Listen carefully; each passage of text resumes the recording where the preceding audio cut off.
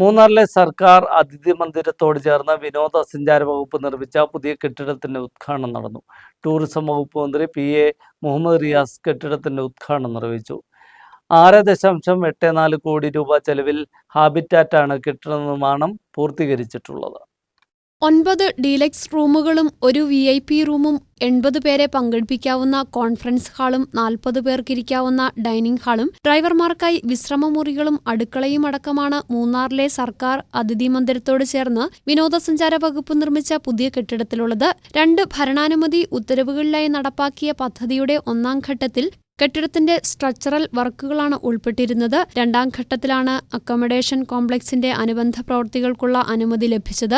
ആകെ 6.84 കോടി രൂപ ചെലവിൽ ഹാബിറ്റാറ്റാണ് നിർമ്മാണം പൂർത്തീകരിച്ചിട്ടുള്ളത്. ടൂറിസം വകുപ്പ് മന്ത്രി PA മുഹമ്മദ് റിയാസ് കെട്ടിടത്തിന്റെ ഉദ്ഘാടനം നിർവഹിച്ചു. ഡ്രൈവർമാർ വന്നാൽ അവർക്ക് റിസോർട്ടുകളിൽ ഒന്ന് ഫ്രഷ് ആവാനോ ഒന്ന് കിടക്കാനോ ഉള്ള സൗകര്യമില്ല. പാവങ്ങൾ അവർ കാറിൻ്റെ ഉള്ളിലാണോ. പ്രാഥമിക സൗകര്യങ്ങൾ പോലും പലയിടത്തും അത് നിർവഹിക്കാനുള്ള സൗകര്യങ്ങൾ പോലും ഇല്ലാത്ത സ്ഥിതികൾ.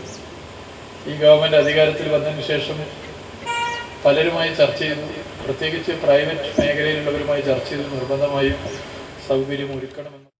ഉദ്ഘാടന ചടങ്ങിൽ ദേവികുളം MLA അഡ്വക്കേറ്റ് A. രാജ അധ്യക്ഷത വഹിച്ചു. ദേവികുളം ബ്ലോക്ക് പഞ്ചായത്ത് പ്രസിഡന്റ് ജിഷ ദിലീപ്, മൂന്നാർ ഗ്രാമപഞ്ചായത്ത് പ്രസിഡന്റ് ദീപ രാജ്കുമാർ, ജില്ലാ പഞ്ചായത്ത് അംഗം അഡ്വക്കേറ്റ് ഭവ്യ കണ്ണൻ, ദേവികുളം മുൻ MLA AK മണി, ത്രിതല പഞ്ചായത്ത് അംഗങ്ങൾ, ഉദ്യോഗസ്ഥ പ്രതിനിധികൾ, രാഷ്ട്രീയ പാർട്ടി പ്രതിനിധികൾ തുടങ്ങിയവർ പങ്കെടുത്തു. മൂന്നാറിൽ സർക്കാർ വകുപ്പുകളുടെ പരിപാടികളും യോഗങ്ങളും നടത്താൻ സ്വകാര്യയിടങ്ങളെ മാത്രം ആശ്രയിക്കുന്ന സാഹചര്യമാണ് പുതിയ കെട്ടിടം യാഥാർത്ഥ്യമാകുന്നതോടെ ഒഴിവാക്കപ്പെടുന്നത്. മൂന്നാറിന്റെ ടൂറിസം മേഖലയ്ക്കും പുതിയ കെട്ടിടം കരുത്താകും. News bureau, Munnar.